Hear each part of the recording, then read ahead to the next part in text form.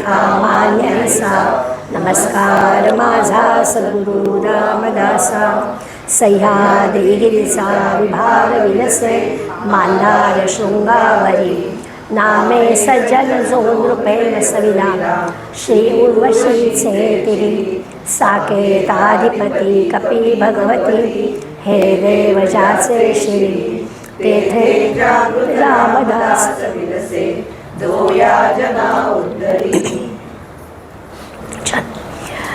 आपण आता 5व्या दशकातल्या शेवटच्या 4 समासांचा एक वेगळ्या पद्धतीचा अभ्यास करणार आहोत. आपल्या सगळ्या माणसांमध्ये 4 प्रकार आहेत असं समर्थ आपल्याला सांगतात. बहुतांशी आपण सगळे बद्ध ह्या कॅटेगरीत मोडतो. प्रापंचिक आहोत, बांधले गेलेलो आहोत.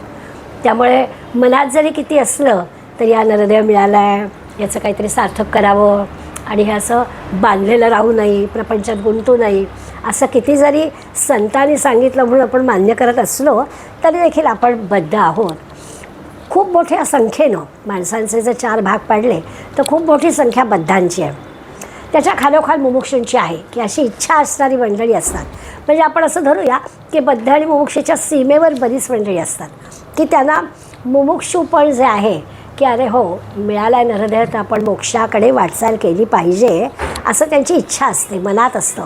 त्या दृष्टीने खूप मोठा प्रयत्न असतो अशातला भाग नाही, परंतु हा काहीतरी मार्ग योग्य आहे असं त्यांना पक्क माहीत असतं.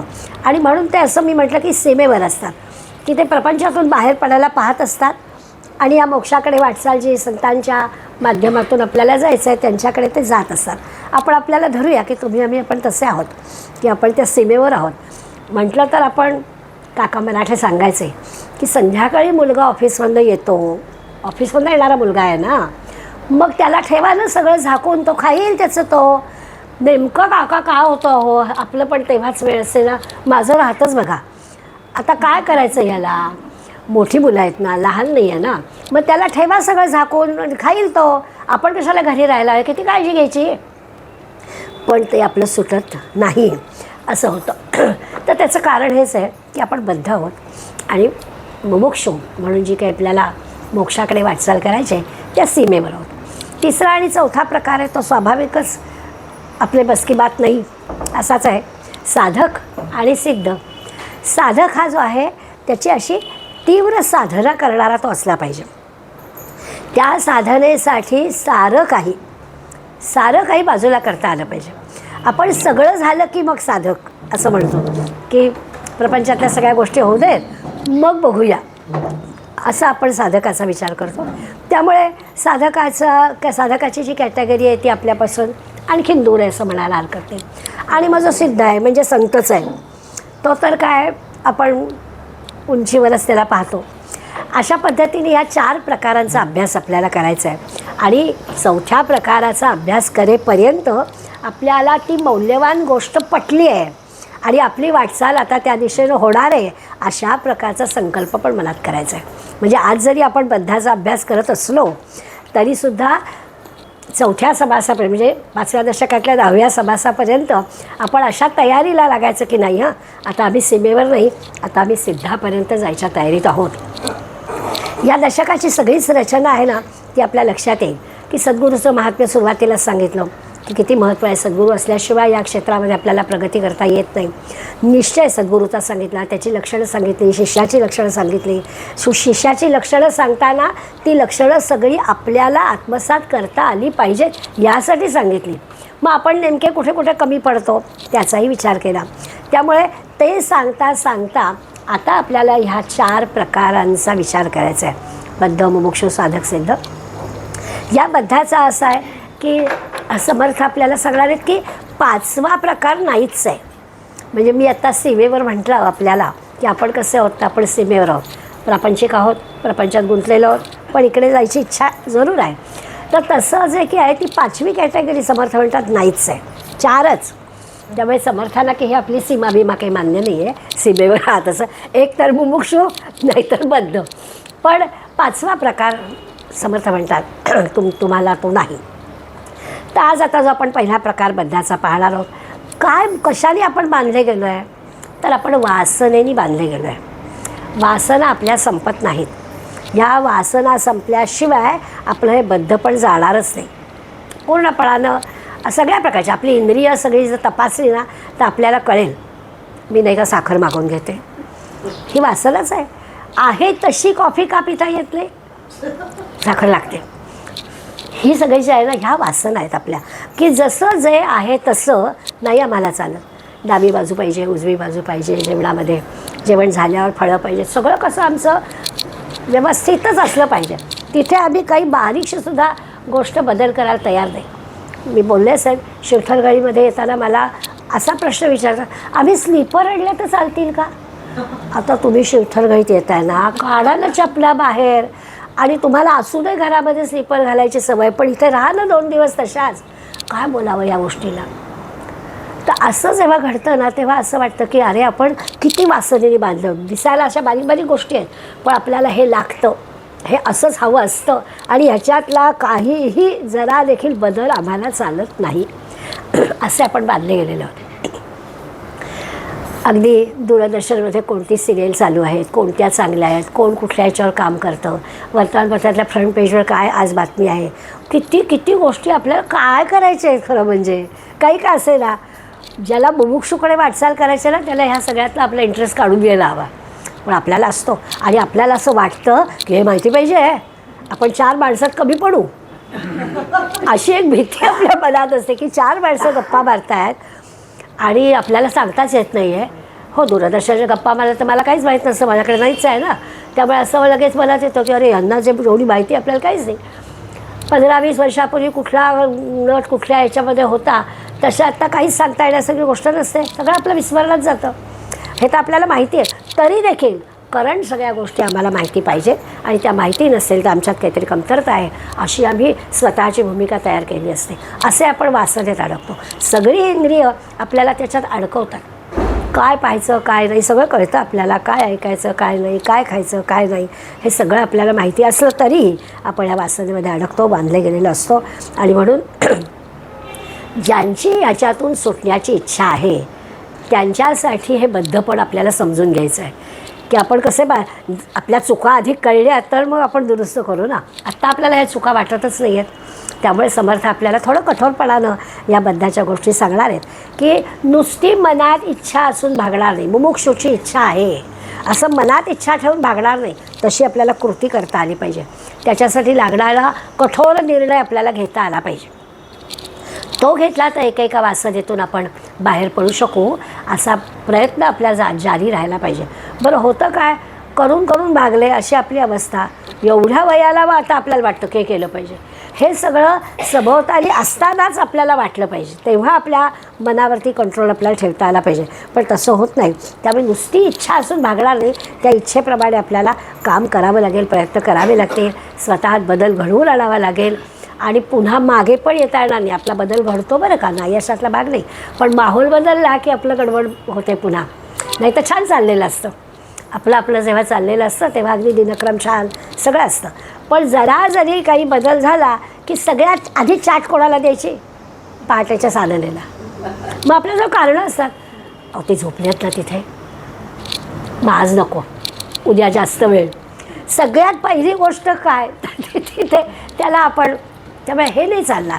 मुमुक्षूकडे ज्याला वाटचाल करायची आहे त्यांनी जरा देखील आपल्या साधनेला चाट देता कामा नये, काहीही होऊ दे. मग आपण अशा पद्धतीने विचार केला पाहिजे की ही अडचण येणार आहे उद्या, मग आज का नाही मी जास्ती करायचं, मी काय करते आज अडचण आली की आजचं उद्या करते. आता समर्थ आपल्याला सांगणार असं नाही करायचं. अडचण येणार आहे माहिती आहे ना आपल्याला, पाहुणे येणार आहेत ना आपल्याकडे, आपण पाहुण्यांची तयारी करतो ते आधी करतो, मग ही पण अधिक आधी करायची तयारी. आणि खरंच आपल्याला किती पकडतात ना. आपलं अगदी असंच होतं की त्या दिवशी नाही, नातू आला की महिनाभर या सगळ्याला सुट्टी. आता तो येणार आहे माहिती आहे ना, मग आधी महिनाभर कर ना जास्त, तर ते नाही होत. म्हणून आपल्याला चुका समर्थ याबद्दल लक्षणामध्ये दाखवणार आहेत. आणि कसे आपण अडकतो वासनेमध्ये, असं आहे की वासनेतून मुक्त होण्याचे प्रयत्न किती वर्ष करावे लागतील. असं नाही होणार की आज पटलं आणि झालं, असं नाही. अनेक वर्ष आपल्याला ते प्रयत्न करावे लागतील, तेव्हा कुठे आपण थोडीशी आपल्यामध्ये बदल करू शकू, परिवर्तन आपल्यामध्ये होईल. परंतु त्याची पण काही खात्री नाही की जरी असा बदल झालेला असला तरी उतारावरती गाडी पटकन जाते ना. चढताना वेळ लागतो, उतारावरती वेळ लागत नाही लगेच. तसं आपलं घडतं. त्यामुळे सारखं आपण स्वतःला प्रयत्नात ठेवलं पाहिजे आणि सारखं स्वतःला सावधपणानं तपासलं पाहिजे, तर आपल्याला आणि मग सिद्धापर्यंतची मजल गाठता येईल. आता त्याच्यात आपल्याला ते असं सांगितलं आहे की मुक्त होण्याची इच्छा जरी असली तरीसुद्धा ती इच्छा जरा तीव्र करायला हवी. इच्छा आहे पण ती इच्छा तीव्र करायची म्हणजे काय करायचं, तर ती तीव्र नसेल तर आपण विषयात रमतो. हा मूळ स्वभाव आहे. आपला एक संस्कृत सुभाषित आहे, कदाचित तुम्ही ज्यांनी कोणी 11वीपर्यंत संस्कृत घेतला आहे त्यांना ते सुभाषित माहिती पण असेल. काकः पद्मवदे रतिं न कुरुते हंसो न कुपोदके मूर्खा पंडितसंग न सहते दासो न सिंहासने दुष्टः सज्जनसंग न सहते नीचम जनम सेवते यायस्य प्रकृती स्वभाव नियतां केनापि न त्यजते. आपला जो स्वभाव आहे ना, मूळ आपली जी प्रकृती आहे ना, त्या प्रकृतीत सहसा माणूस बदल करायला तयार नसतो. आणि त्याच्यासाठी सुभाषितामध्ये अनंत उदाहरणं दिली आहेत. ती उदाहरणं आपल्याला पटतात. काका पद्मवने रतिं न कुरुते, छान सरोवर आहे, कमळं छान फुललेली आहेत, कावळ्याला त्याच्यात नाही इंटरेस्ट, त्याला विष्टेत इंटरेस्ट आहे. छान एवढी सरोवरं फुलले तिथे इंटरेस्ट नाही. पण हंसो न कुपोदके, पण हंस त्याच्यात नाही रमत. हंसाला सरोवर कमळं तिथेच लागतं. कोण कुठे रमतं याच्यावरती सुभाषित आहे. त्यामुळे कावळ्याची जागा ठरलेली आहे, हंसाची जागा ठरलेली आहे. मूर्ख हा पंडित संगे न सहते, जो मूर्ख आहे ना त्याला विद्वानांच्यात नाहीच रमता येतं. तो म्हणतो ही फार हुशार माणसं होतं, इथे काय आपली डाळ शिजत नाही, आपण आपल्या दोनात दूरच राहावं. मूर्ख माणूस विद्वानांच्यात राहत नाही. तसा दासो न सिंहासने, ज्याची दासाचीच प्रवृत्ती आहे, स्वतःकडे कमीपणच घेण्याची प्रवृत्ती आहे, त्याला राजा केलं तर गडबड होईल. आपल्या घरात सुद्धा आपल्या लक्षात येतं की ज्याला घरातली कामं आपली आपण करायची सवय आहे ना, तो नोकराकडून कामच करून घेत नाही. नोकराकडून काम करून घेणं एक कला आहे आणि ती आपल्याला नसते. ज्याला स्वतःची कामं स्वतः करायची सवय आहे ना, तो सांगतच आहे, अगं जरा खालून घे, येतच आहे तोंडातून शब्द. हा मोठा प्रश्न. दासो न सिंहासन, कारण तो जो स्वभाव आहे ना तो बदलत नाही. की दुसऱ्या कोणाला असं कसं सांगायचं, जाऊ दे नंतर मी काढीन, अरे हे काय पैसे देतो ना आपण तिला, हे सगळं पटतं पण मुखातून उच्चार होते. कारण त्याचं हे आहे, प्रकृती जशी आहे, स्वभाव जसा आहे त्या स्वभावाप्रमाणेच माणूस वागतो. दासो न सिंहासन, तो मालकी हक्क घेताच येत नाही आपल्याला. की आपल्याला असं वाटतं तिला काय वाटेल, नको उगाच. म्हणजे भांडी परत विसरून घेण्यामागचं कारण तेच असतं की उगाच दुखवायला नको, गेली निघून तर उद्या पैसे होईल, जाऊ दे 4 भांडी आपण तेलकट राहिला आहे का घासून टाकूया. हे जे काही आहे ना त्याचं कारण आपला स्वभाव हा आड येतो. तिसरं म्हटलं आहे दुष्ट हा सज्जन संग न सहते. दुष्ट माणसं सज्जनांच्या संगतीत राहत नाहीत, कारण त्यांना झेपतच नाही. मूळ स्वभाव दुष्टपणाचा आहे तर सज्जनांच्या संगतीत कसं राहता येईल. यायस्य प्रकृती स्वभाव नियताम, जो स्वभाव आहे जन्मता आलेला त्याच्यात माणूस सहसा बदल करू शकत नाही. नीचम जन्म सेवते, दुष्ट माणसं आहेत ते कोणाची सेवा करायला जात नाही, कुणासाठीही त्यांना काहीही काम करायचं नसतं. आपल्याला करोना काळामध्ये असे खूप अनुभव आले. मला आमच्या एका अगदी ओळखीच्या माणसाचा फोन आला, अगं मीरा संघाची मुलं त्या ह्या हॉस्पिटलमध्ये डबा पोचवतात ना. म्हटलं हो, पण संघाची मुलं पण कुणाच्या तरी आईवडिलांची मुलंच आहेत, त्यांनाही तो धोका आहे, तुमचं काय काम आहे. नाही आमच्या एकांना हॉस्पिटलला ठेवलं आहे पण त्यांचे कपडे वगैरे पोचवायचे आहेत. म्हटलं तुमचे 2 जावई आहेत, त्यांच्या 2 गाड्या आहेत, त्यांना जाऊ दे आणि बाहेर गेटवर नंबर नाव लिहून द्या, तुमचं देईल. म्हणजे लोक काय प्रकाराने दुसऱ्याकडून सेवा करून घ्यायची. संघाची मुलं काय असे रस्त्यावर पडले, त्यांना आईवडील नाही आहेत, त्यांनाही भय आहे ना, मग त्यांनी काही कामं. हा ज्याला खरंच कोणी नाही आहे, खरंच कोणी नाही, त्याच्यासाठी ह्या मुलांची आपण व्यवस्था केली आहे. पण तुमच्या घरात तुमचे 2-2 जावई ठाले राहतात गावात, तुम्हाला नाही जाता येत, तुमच्या मुलाला नाही गाडी घेऊन जाता येत. आपण दुसऱ्यासाठी केलं पाहिजे, पण हे नाही. हाच ती आणि ती करतायत म्हणजे काय, ती समाजासाठी करतायत, हा विचार केला पाहिजे. तर तसं घडत नव्हतं. आपल्याला चांगले जसे अनुभव आले ना तसे असे पण कटू पण अनुभव आले. आणि त्याचं कारण हे मनुष्य स्वभाव फुकट घेण्याचा असतो. फुकट मिळत आहे ना मग जायचं. आपल्याला कळतं की एकावर एक फ्री म्हणजे खरा अर्थ नाही आहे, हे अगदी सगळ्यांना आपल्याला माहिती आहे.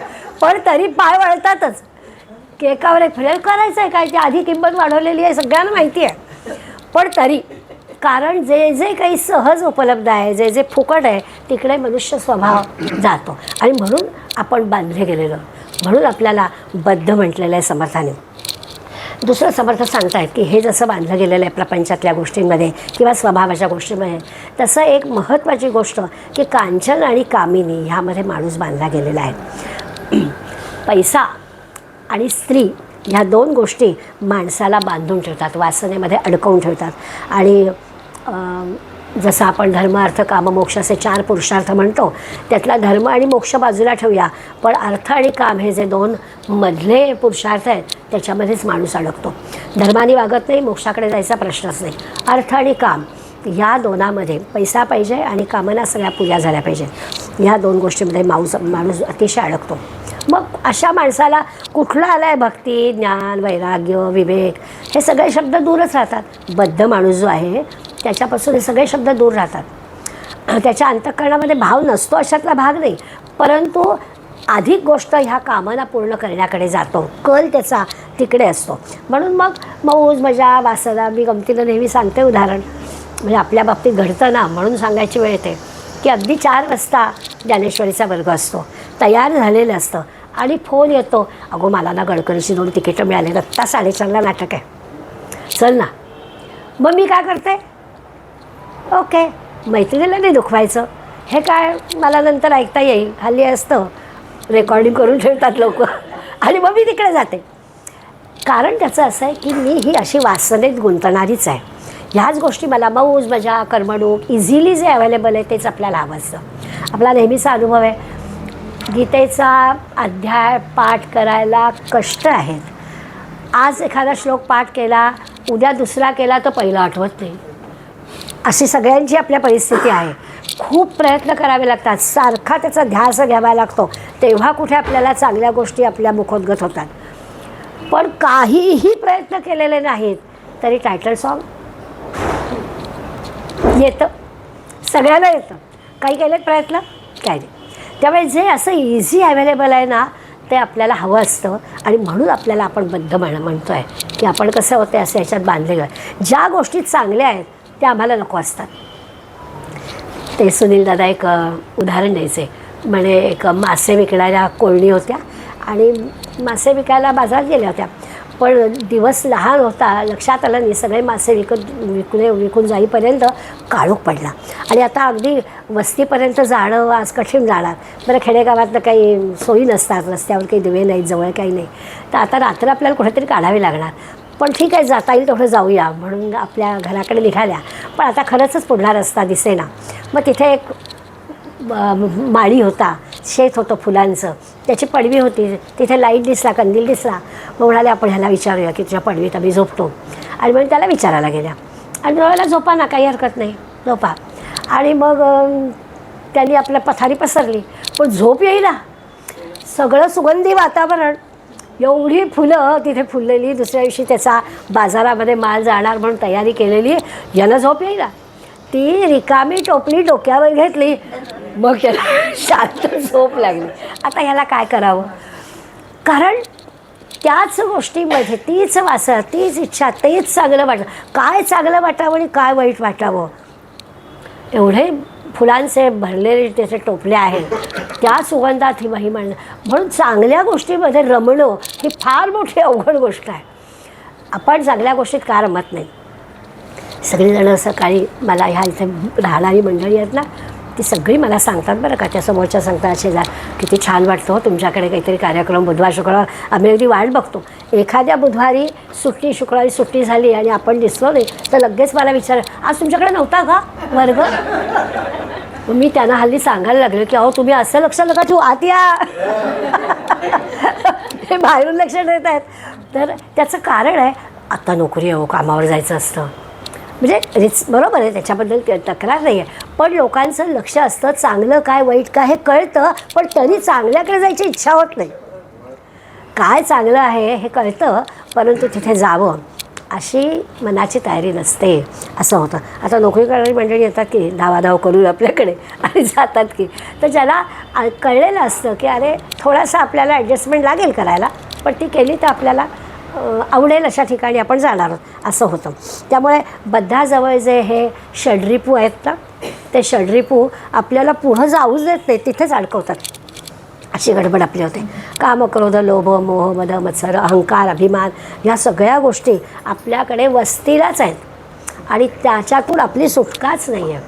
हा मोठा आपला बद्धाचा प्रॉब्लेम आहे. परमार्थ कळत नाही अशातला काही भाग नाही आहे, तो कळतो आपल्याला. पण कधी कधी तर असा आपल्याला अनुभव येतो की परमार्थातलं कळत नाही असं सहज लोक आपल्याला म्हणतात. ते तुमचं काय दासबोधत नाही हो, काही कळत, आणि त्याच्यात काही कमीपणा वाटत नाही. टी व्ही सिरियलमधलं काही कळलं नाही तर मग असं वाटतं का कालचं बघायचं राहिलं, आता दुसऱ्याला दाखवतात ना तेव्हा आता बघायला पाहिजे, ते मात्र बघायला पाहिजे. पण हे तुमच्या परमार्थातलं काही कळत नाही असं सहज लोक म्हणतात. त्याचं कारणच आहे की हे जे बद्धपण आहे तिथून मला सुटायची इच्छा असली तरी सुटावंसं होतच नाही माझ्याकडनं. पुन्हा पुन्हा आम्ही त्याच्यातच अडकतो आहे. दुसरं असं की हे या सगळ्या कारणामध्ये एक गोष्ट आहे की आपण फार व्यवहारी वागतो आणि त्या व्यवहारामुळे आपण पुन्हा त्याच्यामध्ये अडकतो. आता व्यवहारी वागतो म्हणजे काय, तर आपल्या समजा आपण असं म्हटलं की शुक्रवारी आपल्याकडे वर्ग आहे आणि मला समजा म्हटलं मीरा मी सकाळी येऊ का तुझ्याकडे, तर मला सांगण्याचं धैर्य होत नाही की जरा 9, 9:30 नंतर ये, हां माझा जरा वर्ग असतो. मग आपण म्हणतो कधींच्या काळा यायचे, जाऊ दे माझ वर्गाला सुट्टी देऊ. तिथे आपण ठरवलं पाहिजे की ठीक आहे येऊ दे ना, पण 9:30 नंतर येऊ दे. गडकरीची तिकीटं काढल्यानंतर आपल्याला ठरवता आलं पाहिजे की तू बोलायलाच मला, पण आज नाही का शक्य, मला वर्ग आहे. असं 4 वेळा झालं ना की 5व्यांदा ती बोलावणंच कळत नाही, आज काय वार आहे, शुक्रवारला यायची नाही मेरा, असं आपापच. पण करतच नाही आम्ही, सुरुवातच आम्ही करत नाही आणि म्हणून गडबड होते. आपण स्वतःला बांधून घेतलेलं असतं. त्या नाथांची गोष्ट आहे तसंच आहे. नाथाने झाडाला विळखा घातला होता. आता झाडाला विळखा नाथाने घातला आहे ना, पण नाथाने निरोप पाठवला, झाड सोडत नाही आहे. आता हा वेळेपणाच नाही का, सगळ्यांनी वेळात काढलं. अहो झाड हात सोडा, तुम्ही धरलाय झाडाला, नाही म्हणाले झाड सोडत नाही आहे मला, आता झाड कसं सोडत नाही आहे. तसं आपण प्रपंचाला धरून बसलो आहे आणि म्हणतोय प्रपंचातून सुटकाच होत नाही. आपण धरलं आहे, आपण ठरवलं तर आपण सुटू शकतो, पण आपल्याला ठरवायचंच नसतं. आणि याचा अर्थ असा आहे की बद्ध म्हणजे अज्ञान आणि जे सिद्धापर्यंत आपल्याला जायचं आहे ते ज्ञान. ह्या अज्ञानापासून ज्ञानापर्यंतचा जो मार्ग अवलंबायचा आहे त्याच्यामध्ये मुमुक्ष आणि साधक आहेत. पण ते जे अज्ञान आहे ते अज्ञान दूर करायला हवं, हळूहळू ज्ञानाकडे प्रगती करायला हवी. आणि अज्ञान कशाचं आहे, तर बद्धाला मी खरा आहे आणि देव खरा नाही असं वाटतं. आणि ज्ञान काय आहे, तर देव खरा आहे, मी खरा नाही आहे. मी काही काळ हे रूप घेऊन आलो आहे बरोबर, पण 70-75 काळ जे काही मर्यादा आहे ते झाल्यावर मला हा देह टाकायचा आहे आणि मी अमरच आहे. सॉक्रेटिसनी मी अमर आहे सांगितलं. अगदी विषाचा पेला घेताना लोक हे करतायत की आता सॉक्रेटिसचा देह जा, तर तो म्हणाला काही नाही, आत्मा अमर आहे. गीतेतलं तत्त्वज्ञान सॉक्रेटिस सांगू शकतो, तर आम्ही मात्र ह्या देहाच्या ह्याच्यामध्ये अडकतो आहे. तर हे अज्ञान आहे की मी खरा आहे असं मला वाटतं, की जणू काही मी अमरपट्टा घेऊन आलो आहे आणि त्यामुळे मी खरा आहे, देव वगैरे सगळं ठीक आहे. हे सगळं झाल्यावर जमलं तर तसं नाही. ज्ञान काय, तर देव खरा आहे, मी खरा नाही आहे. ह्या अज्ञानापासून ज्ञानाकडे आपल्याला जायचं आहे. आणि तो मार्ग अवलंबताना वाटेमध्ये 2 मोठे टप्पे आहेत मुमुक्ष आणि साधकाचे, ते 2 टप्पे आपल्याला घ्यायचे. पण बद्ध माणसाला इतक्या गोष्टी असतात बांधून घ्यायला, त्याची एक यादी समर्थान दिली. या समर्थाचं पण आपल्या लक्षात येईल की सुरुवातीच्या पहिल्या 4-5 ओव्यांमध्ये हे सगळं आपल्याला बद्ध असणं कसं चुकीचं आहे, कसे आपण गुंतलं जातो आहे सांगितलं आहे. पण माणूस अडकतो कुठे कुठे त्याची एक भली मोठी यादी समर्थानी या समासात आपल्याला दिलेलं आहे. की सगळ्यात जवळचं काय, तर पत्नी आणि पत्नीच्या बाजूचे नातेवाईक. आपल्याला आता वाटतं हां, पण भविष्य पुराण नावाचं पुराण आहे ना, त्याच्यात हे लिहिलं आहे कलियुगामध्ये पुरुषांना सासूरवाडच्या माणसांचं प्रेम अधिक असेल. भावापेक्षा मेहुणा, बहिणीपेक्षा मेहुणी, ही जवळची वाटतील. भविष्यपुराण सांगतं, आपलं काही नाही. भविष्यपुराण. आणि हे दिसतं आहे आपल्याला. समर्थाने पण 400 वर्षापूर्वी आपल्याला सांगून ठेवलं की एकमेव पत्नी म्हणजे आपल्याला जवळची, तिच्या वाचून माझं जीवन काही खरं नाही. आणि म्हणजे आपण उलट पण धरूया, पती पत्नी म्हणजे पत्नीला असं वाटतं की पतीशिवाय माझं जीवन नाही, पतीला असं वाटतं की हिच्याशिवाय माझं जीवन नाही. पण तसं नाही. आणि त्याच्यासाठी पती पत्नीच्या या महत्त्वाच्या गोष्टीसाठी सगळेजण दुरावले तरी त्याला चालतं. आई वडील भाऊ बहीण सगळी नाती दुरावली तरी एका पत्नीसाठी तो हे सगळं तयार होतो. हे बद्धपण आहे. कामना आणि कांचन असं जे मोठे दोन आपल्याला अडसर सांगितले ना, त्याचं हे कारण आहे की खरंच आहे आपण असे अडकतो. आणि त्याच्यासाठी आपल्याला भोवताली अशी उदाहरणं दिसतात की एका घरातल्या स्त्रीवरती त्या कुटुंबाचं सगळं अवलंबून असतं. कशा पद्धतीनं ते कुटुंब आपलंसं होतं. ती बाहेरून आलेली स्त्री असते, तिने जर आपलंसं केलं तरच होतं. आणि त्या स्त्रीसाठी हा जर तिच्यावर अवलंबून राहिला तर सगळी नाती दुरावतात. अशा भोवताली आपल्याला उदाहरणं काही कमी मिळत नाहीत. त्यामुळे हे असं घडतं आणि ते चुकीचं आहे. केवळ बद्ध आहोत म्हणून हे घडतं आहे. स्वये नेणे परोपकार, अपकाराचा अनुपकार, करी थोडे बोले फार. काय समर्थ सांगतात बघा. बारीक बारीक गोष्टी आपल्याला सांगतात. आणि ना इथे ज्या सगळ्या मुद्द्यांचा विचार येणार आहे ना, तो पूर्वी आपण दुसऱ्या दशकात केला आहे. आपण जो दुसऱ्या दशकाचा अभ्यास केला त्याच्यामध्ये आपण 4 समास पाहिले. म्हणजे स्वभावाच्या 10 गोष्टी पाहिल्या. त्याच्यामध्ये चांगले आणि वाईट पाहिजे, तमोगुण पण पाहिला होता. आपल्याला आठवतं आहे, मूर्ख लक्षणं पाहिली होती, पडत मूर्ख लक्षणं पाहिली होती. तर त्या सगळ्या गोष्टी ज्या पाहिल्या होत्या त्याच्यामध्ये जे मुद्दे दिलेत ना, तेच या बद्धाचे म्हणून मुद्दे आहेत. बद्ध पण काही वेगळा नाही. पूर्वी आपल्याला या सगळ्या गोष्टी एकेदा मूर्ख लक्षणांमध्ये सांगून झालेल्या आहेत. त्याच गोष्टी आता समर्थ परत आपल्याला सांगणार आहेत. आणखीन एक महत्त्वाचं सांगणार आहे की ही जी याला त्यांनी अज्ञान म्हणजे कुविद्या शब्द वापरला आहे. आपण ज्याला अज्ञान म्हणतो त्याला त्यांनी कुविद्या शब्द वापरला आहे. आणि तो कुविद्या निरूपणाचा समास मागे आपला झालेला आहे.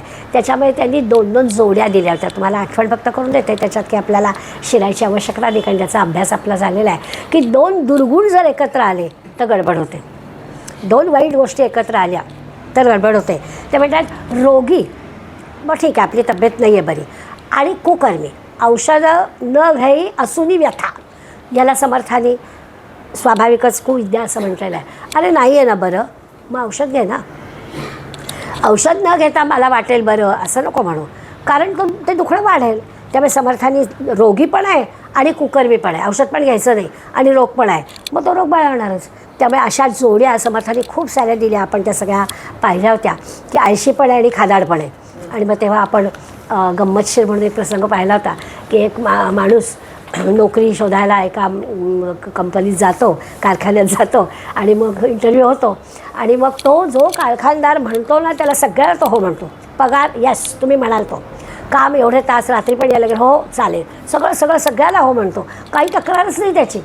आणि मग म्हणाला माझी एकच अट आहे, मला म्हणाला जेवण झालं की झोपावं लागतं आणि झोपून उठल्यावर जेवावं लागतं, बाकी माझं काही नाही, एवढं 2 सांभाळा, बाकी आता काय करणार. हे असं आहे.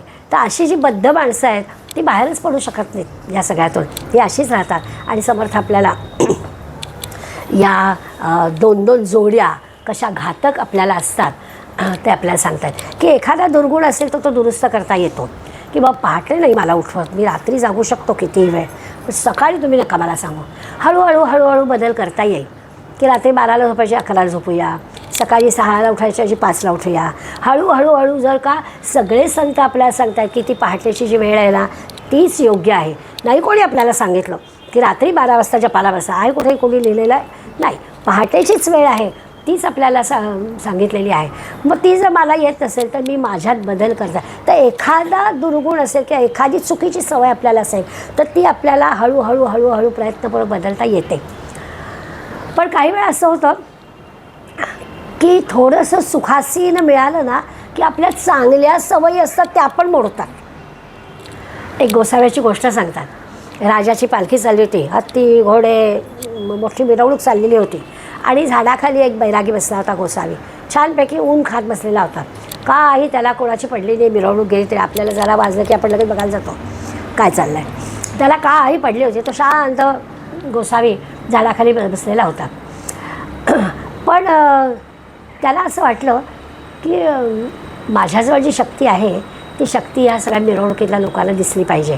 आणि म्हणून एक क्षणार्धात त्याच्या मनात आलं, उठला आणि एका हत्तीची शेपटी त्यांनी पकडली. तो हत्ती थांबला. राजाने पाहिलं, बसलाच होता अंबारीमध्ये. त्यावेळी राजाच्या लक्षात आलं आणि म्हणाला, काय गळ ते हा साधा माणसासारखा माणूस बैरागी, असं काय याला 5 घरी भिक्षा मागून काय खायला मिळत असेल, एवढी ताकद कुठून आली. हत्तीला त्यांनी थांबवलं. हत्ती पाऊल टाके ना पुढे. सगळे चमकले. त्यांनी हात सोडला, मिरवणूक पुढे निघून गेली. राजाने ती गोष्ट लक्षात घेतली आणि प्रधानाला म्हणाला की असं जर बळ आपल्या सैनिकांना मिळालं तर किती चांगलं होईल. आपण अजेय होऊन जाऊ, सगळ्या पृथ्वीवर आपलं राज्य होईल. त्याच्याजवळ जी शक्ती आहे, त्याच्याजवळ ताकद आहे, ती आपल्या सैनिकांना मिळाली पाहिजे. प्रधान मोठा हुशार होता.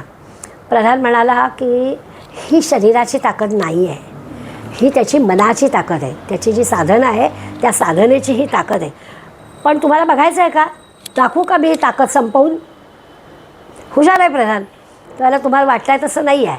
म्हणजे मनाने मिळवलेली ही जी काही ताकद आहे ती ताकद मी घालून दाखवतो. आणि मग प्रधानाने त्याची भेट घेतली गोसाव्याची. म्हणाला, कशाला झाडाखाली बसता, तुमची सगळी सोय मी करतो. छान तुम्ही साधना करा. केवढं मोठं तुमच्याजवळ हत्तीला थांबवण्याचं बळ आहे. तुमची सगळी साधना शांतपणे होईल. कोणी तुम्हाला त्रास देणार नाही. रस्त्यावरून जाणारी मिरवणूकसुद्धा तुम्हाला त्रास देणार नाही. अशी सगळी सोय मी तुमची करतो. झाली सुरुवात. कौतुक आधी झालं. मग गोसाव्याला वाटलं की खरंच आहे, इथे झाडाखाली पावसात उन्हात असं बसण्यापेक्षा हा सोय करत असला तर तिथे आपली साधना चांगली होईल. आणखीन आपण ह्याच्यामध्ये प्रगती करू शकू. आणि म्हणून गेला. तिथे त्याची सगळी तैनात ठेवली गेली.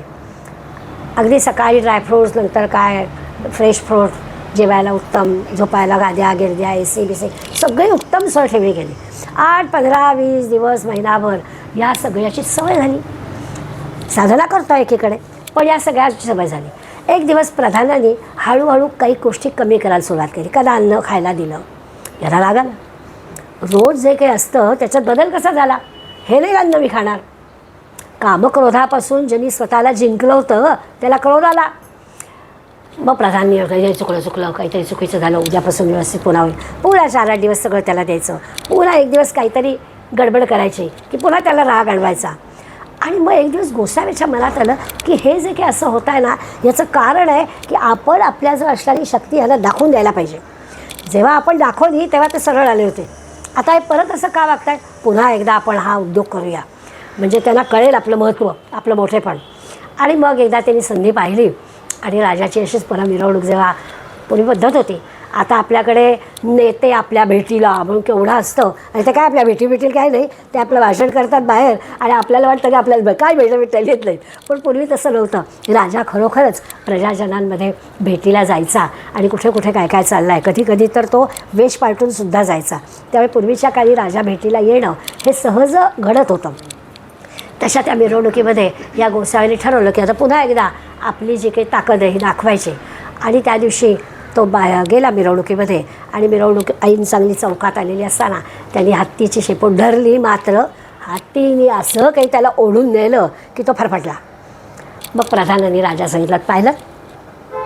आता ह्या गोष्टीतून आपण काय धरायचं की माणूस बद्धतेकडे जातो. उतार आहे तिकडे, तिकडेच तो जातो. तो पुढे सरकत नाही.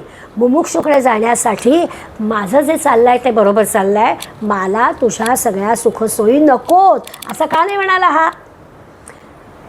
पण ते म्हणणं त्याला जमलं नाही. आणि काय गडबड झाली तर तो स्वतःची शक्ती गमावून बसला. अगदी बद्धाचं असंच होतं असं समर्थ आपल्याला सांगतात की बद्ध काय करतो, तो शीघ्रकोपी असतो ना. तो बद्धतेकडे गेला की त्याच्या सगळ्या ह्या षड्रिपू त्याला त्रास द्यायला लागतातच. मग त्याला आपल्याला ज्या पद्धतीची वागणूक मिळते त्याचा राग यायला लागला.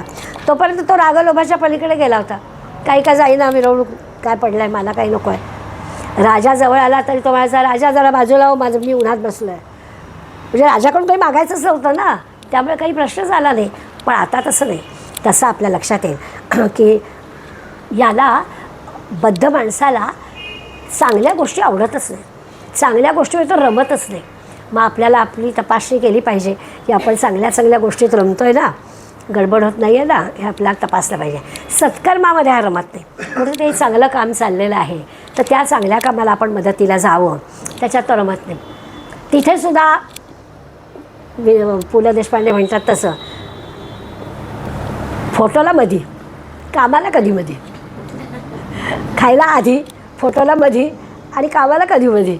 तसं आहे की ते फोटोत कसं येईल, मी काहीतरी सत्कर्म करतो आहे, काहीतरी सामाजिक काम करतो आहे, ते लोकांना कसं दिसेल, इकडेच सगळं असतं. म्हणून ह्या संघाच्या मुलांचं महत्त्व आहे की ते कुठेही प्रसिद्धीला जात नाहीत, कुठेही नाही. त्यांचे फोटो आत्ता या व्हॉट्सॲपमुळे ठिकठिकाणी चाललेले कार्यक्रम आपल्याला दिसायला कळायला लागले. म्हणजे कालच्या गीता जयंतीच्या कार्यक्रमाचं कौतुक 100% आहे. पुण्यामध्ये 10,000 11,000 लोक एकत्र येऊन गीता म्हणतात, कौतुक नक्की आहे. तळजाईला 25,000चं संमेलन झालं किती वर्षापूर्वी.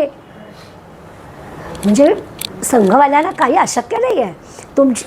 हे कौतुक आहेच, 11,000 लोकांनी एकत्र येऊन गीता म्हणणं, ह्याच्यामध्ये काही कमी करायचंच नाही आहे. पण हे अशक्य गोष्ट नाही आहे.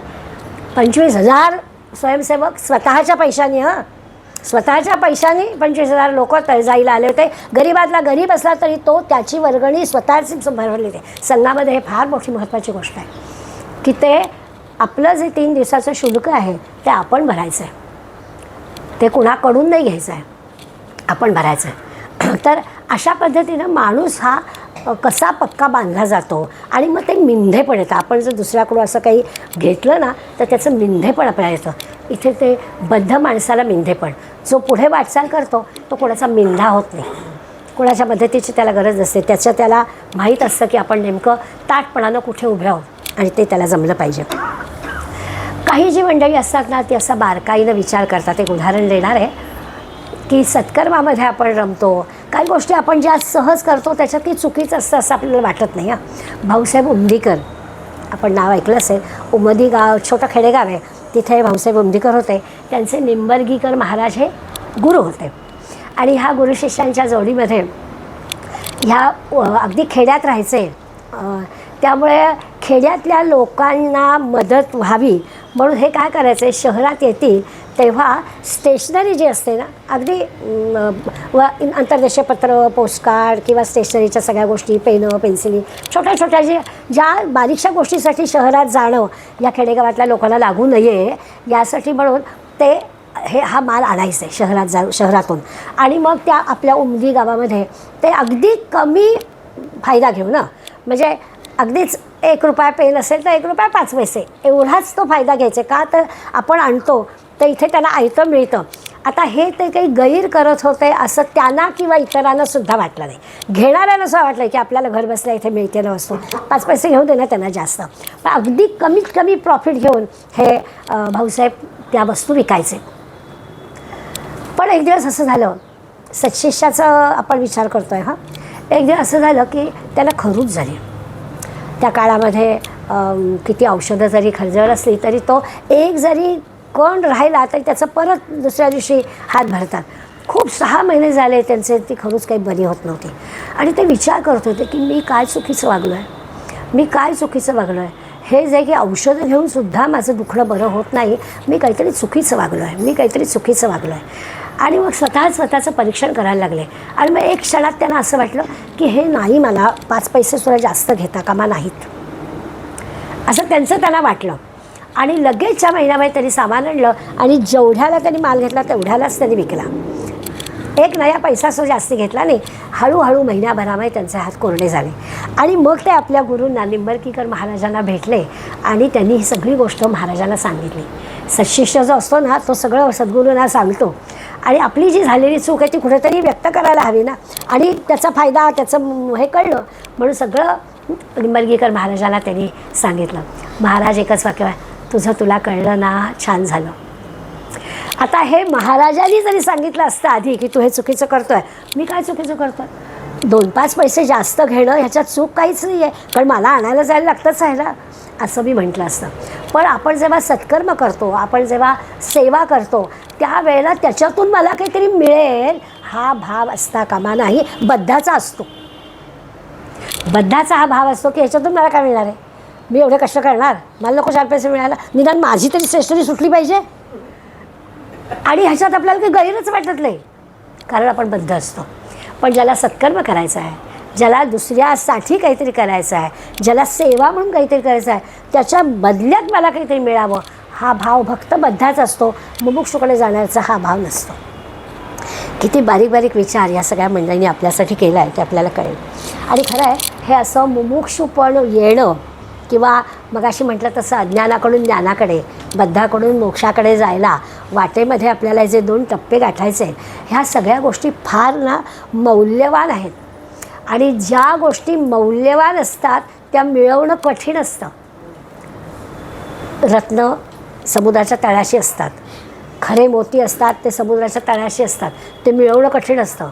दगडगोटे असतात काठावर हवे तेवढे, शिंपले असतात काठा हवे तेवढे, किती किती गोळा करतो. पण मौल्यवान जे आहे ते तळाशी असतं. त्यामुळे ज्या अशा गोष्टी आहेत खरोखरच त्याचं मोल आपण करू शकत नाही, त्या मिळवायच्या असतील तर त्याच्यासाठी कष्ट आहेत, सहज उपलब्धी नाही आहे.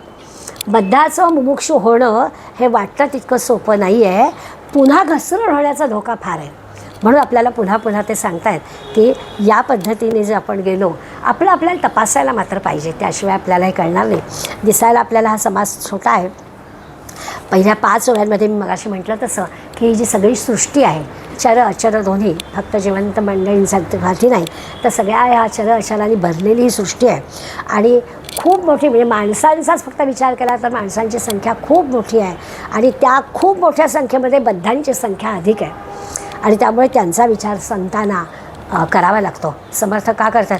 समर्थांनी महंत टिपून घेतले, आला तो घेतला आणि त्याला घडवला, असं झालं नाही, यशातला भाग नाही. पण जे महंत त्यांनी घडवले म्हणून कल्याण एकटाच झाला हो, सगळे काही कल्याण नाही झाले. माणसं टिपून टिपून घेतली आणि त्यांना घडवलं. आणि त्याचं कारण हे आहे की जो मूळ स्वभाव आहे त्या स्वभावामध्ये बदल करणं फार अवघड जातं. आणि ते बद्धाच्या बाबतीत होतं, म्हणून बद्धांची संख्या खूप आहे. पुढल्या 6 ते 11 ह्या ओव्यांमध्ये त्यांनी आपल्याला बाकीच्या जीवांचं, म्हणजे माणूस सोडून बाकीचे जे जीव आहेत, अगदी मुंगीपासून हत्तीपर्यंत सगळे, हे आहारशय्या भयमैथुनांचं या 4च गोष्टींचा विचार करतं. बद्ध माणूस पण तसंच करतं. मग आपल्यातही त्यांच्यात काय फरक झाला? आपण सावरकरांचं वाक्य वाचतो. सावरकरांनी पत्नीला सांगितलं की कावळ्या चिमणे पण संसार करतात, आपला संसार तसा नाही आहे. हे सावरकरांचं वाक्य म्हणून आम्ही अगदी अभिमानाने सांगतो, परंतु आम्ही पण तसंच करतो की आहारशय्या भयमैथुनांचं या चौकटीत आमचं सगळं चाललेलं आहे. याच्यापेक्षा पुढला पाऊल आम्हाला टाकणं खूप मोठी अवघड गोष्ट आहे. आणि आपण माणूस आहोत ना, तर आपल्याला ते जमलं पाहिजे हे सांगण्यासाठी समर्थ आपल्याला थोडंसं कठोरपणानं बद्धपण किती वाईट आहे हे सांगतात. आता हा बद्ध माणूस आणखीन एक त्याची चूक, जी मंडळी आपल्या पुढे आहेत, साधक आहेत, आता आपला हा पारमार्थिक किंवा आध्यात्मिक विषय नसला तरी तुम्ही सगळे योगशिक्षक आहात, तुम्हाला अनुभव असेल की जे MA झाले आहेत, योगशिक्षक आहेत, त्यांची नवीन आलेली मंडळी उगाचच टवाळी करतात. तुम्ही काय बाबा MA झाला आहे, अरे मग हो ना तू पण, तुला कोणी अडवलं आहे? तर असं जे पुढे गेलेले लोक आहेत त्यांची टिंगल करणं, त्यांची टवाळी करणं, त्यांची चेष्टा करणं, हा अनुभव पण आपल्याला येतो. जरा कोणी पुढे गेलं की लगेच आपल्याला त्यांच्यातल्या ज्या उणिवा आहेत त्या जाणवायला लागतात. तर ते बद्ध माणसाचं लक्षण आहे, असं नाही होता कामा. अरे आपल्याला कोणी अडवलं आहे, आपण पण करूया, असा विचार मनात आला पाहिजे. किंवा त्यांनी जी कष्ट घेतलेत ना, ते हे पद मिळवण्यासाठी त्यांनी कष्ट घेतलेत, ते कष्ट आपल्याला पण घेता आले पाहिजेत. पण बद्ध माणसाचा हा एक दुर्गुण आहे, वरच्या पदाला गेलेल्या मंडळींबद्दल बोलायचं, वरती गेलं की त्याची टिंगलटवाळी करायची. म्हणून समर्थ आपल्याला सांगतात, मग आता आपण आपल्याला तपासायचं, आपल्याकडून असं होत नाही ना, असं तपासायचं म्हणजे आपल्याला कळतं. मग असे म्हटलं तसं हा जो अज्ञानी आहे, आसक्त आहे, भय आहे त्याला सारखं कशानं कशाचं तरी, आणि राग तर काय 5वीला पुजलेलाच आहे. तर ह्या सगळ्या गोष्टी आपल्याला या बद्धतेतून पुढे जायला त्रास देतात, जाऊच देत नाहीत आपल्याला. दुसरं असं की या बद्धाला सत्संगाचं वावडं असतं. जमलं तर सत्संग असा त्याचा असतो नसतो अशातला भाग नाही, परंतु जमलं तर या कॅटेगरीतला असतो. त्यामुळे सत्संग याला फारसा आवडत नाही. कुठे जरा काही त्याचा पुण्यांश असला गेल्या जन्मीचा तर त्याला मिळते संधी, तो पुण्यांशाच्या मदतीला येतो आणि त्याला तो मार्ग सापडतो ना, यशातला भाग नाही. पण तिथे टिकलं पाहिजे ना, त्या पुण्याच्या जोरावर आपल्याला संधी मिळते, पण त्या संधीचा आपण योग्य तो उपयोग करून घेतला पाहिजे. तो होत नाही. त्या बद्धांनी त्याला स्वतःला तसा पण तपासला पाहिजे की आपण काहीतरी आपल्या हातून पुण्य घडलं आहे म्हणून आपण या मार्गाला आलो आहे, तर आता हा टिकवला पाहिजे, आता हा मार्ग सोडता कामा नाही असं त्यांनी ठरवलं पाहिजे. 6व्या ओळीमध्ये त्यांनी एक उदाहरण दिलं आहे की एखादा आंधळा आहे, आधीच आंधळा आणि त्यात घनदाट काळोख, म्हणजे आंधळा असल्यामुळे त्यात दिसणार नव्हतंच, त्यात काळोख आहे. म्हणजे थोडक्यात असं की त्याला चर्मचक्षू पण नाही आहेत आणि ज्ञानचक्षू पण नाही आहेत. असा जो आहे त्याची प्रगती कशी व्हावी. आपल्याला सुदैवाने चर्मचक्षू भगवंतांनी दिलेले आहेत आणि ज्ञानचक्षूसुद्धा भगवंत म्हणतो मी तुम्हाला द्यायला बसलो आहे, फक्त तुम्ही त्याचा उपयोग करा आणि पुढे चाला की बघा काय होईल ते. पण तसं होत नाही. आपण अगदी आंधळा आणि काळोख असे यामध्ये अडकलेलं असतो. समर्थांनी अगदी आपल्याला दाखवलं की काय चूक होते. तर आधीच आंधळा आणि त्यात काळोख. अंधळ्या धृतराष्ट्राचे उदाहरण आपल्याला आहे की एवढं सगळं तो संजय सांगतो आहे. श्रवणेंद्रिय आहेत ना तुला, ऐकता येत आहे ना तुला, दिसू नको दे पण ऐकू येत आहे तुला, आणि सगळं वर्णन मी तुला सांगतो आहे. तुझं मत सांग म्हटल्यावर संजयाने त्याचं मतही सांगितलेलं आहे. यत्र योगेश्वर कृष्ण यत्र पार्थ धनुर्धरा तत्र श्री विजयोभूती ध्रुवा नीतिर्मती मम स्पष्ट सांगून झालं आहे. तरीसुद्धा त्याला वाटतं नाही माझी मुलं ही शूर आहेत आणि माझ्या मुलांकडे पांडवांपेक्षा अधिक सैन्य आहे, माझीच मुलं जिंकणार. हे जे आहे हे ज्ञानचक्षू आणि चर्मचक्षू नसण्याचं उदाहरण आहे की एवढं सगळं आहे तरीसुद्धा तो मुलांच्यामध्ये असा बद्ध आहे की त्याला पांडवांची बाजू ही खरी आहे, आपण त्यांचा भाग त्यांना दिला पाहिजे हे त्याच्या लक्षातच येते. लक्षात आणून देऊनसुद्धा लक्षात येत नाही आहे. आता त्याला काय करावं.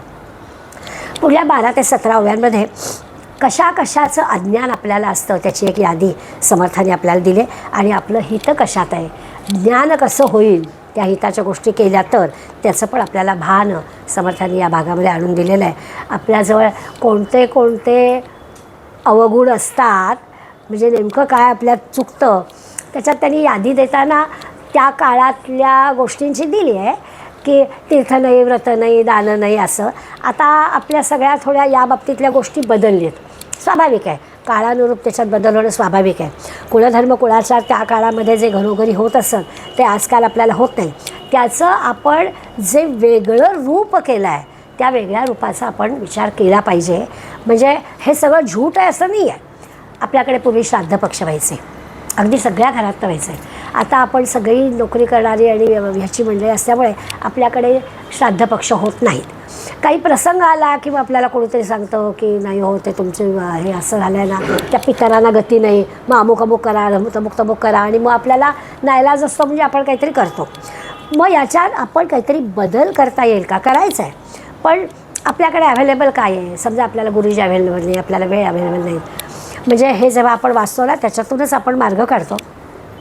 माझ्या आईवडिलांचा आणि माझ्या सासूसासऱ्यांचा आम्ही श्राद्ध, मी माझं म्हणून तुम्हाला सांगत नाही आहे, एक वेगळा मुद्दा म्हणून मी सांगते आहे की आम्ही वेगळ्या पद्धतीनं करतो. जसं आता गीता जयंतीला माझे सासरे गेले, त्या दिवशी एकादशी होती, गीता जयंती होती. ते 92 सालापासून अगदी या आजपर्यंत दर एकादशीला आपल्याकडे संघाचे लोक येऊन गीता म्हणतात, कारण ते गीता म्हणायला जायचे. आणि गीतेच्या बाबतीत आपल्या ठाण्यामध्ये एक महत्त्वाची गोष्ट आहे की 1923 साली संघाची स्थापना झाली. 1948 साली पहिली बंदी संघावर आली आणि बंदी आल्यावर करायचं काय, शाखा नाही.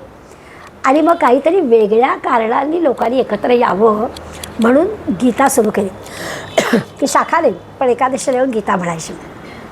आणि तेव्हापासून आपल्या ठाण्यातली म्हणजे घरवडला वैद्यांपासून ती सगळी मंडळी ही आपल्या गीतेला यायला लागली आणि तो उपक्रम आजही चालू आहे ठाण्यामध्ये. आत्ता जी संघात जाणारी मंडळी आहेत ती घेतात. आता थोडा काळाप्रमाणे बदल झाला, फक्त पुरुष नाही आहेत, भगिनी वर्गही त्याच्यामध्ये आहे, पण तो वर्ग 48 साली सुरू झालेला आजही चालू आहे. मग आम्ही दोघांनी असा विचार केला की दोघंही नोकऱ्या करत होतो तेव्हा 92 साली की त्यावेळेला आपल्याला रजा घेऊन गुरुजी मिळवून श्राद्ध करणं, बरं श्राद्ध दोघांनीच नाही, सगळी माणसं पण आपली यायला पाहिजेत, त्या सगळ्यांना पण रजा घ्यायला पाहिजेत. मग त्याच्याऐवजी आपण गीता कानी म्हणायची. आणि आमच्या सासूबाई पण संघवाल्या समितीवाल्या होत्या, त्यावेळी त्यांना हा मुद्दा अतिशय आवडला आणि म्हणाले काही हरकत नाही, ते आपलं श्राद्धच आहे. आणि मग 92 सालापासून ते गेल्यापासून आमच्याकडे आम्ही त्यांचं श्राद्ध अशा पद्धतीनं करतो. आता ती एक गोष्ट आम्हाला मिळाली ना. मग वडील गेले, वडिलांच्या वेळेला दासबोध पारायण इथे घ्यायचं. असं ठरवलं की ते त्यांचा आवडी दासबोधावर श्रद्धा, तर आपण त्यांच्या स्मृती थोडा हे होतं, अगदी तीच तारीख तेच सगळं होत नाही, परंतु आपल्या घरामध्ये दासबोध पारायण झालं पाहिजे त्यांच्या स्मृतीप्रित्यर्थ, असं श्राद्ध आपल्याला करता येऊ शकतं.